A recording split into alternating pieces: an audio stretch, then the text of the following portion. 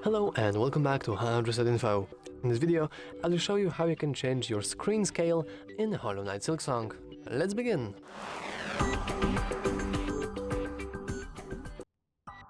So first, we want to navigate into our options, then head into Video tab, and right below Frame Rate Cap we have Screen Scale. You can click it, and as you can see, we want to adjust the slider until these frames touches the edges of our screen.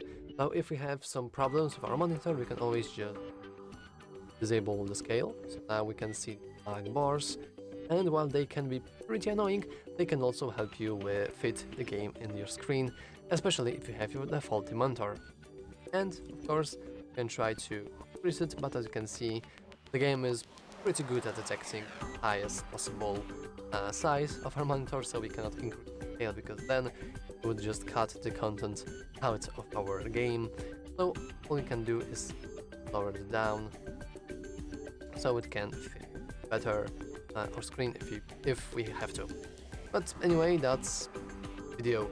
If you found it useful, make sure to leave a like, subscribe, and as always, thanks for watching.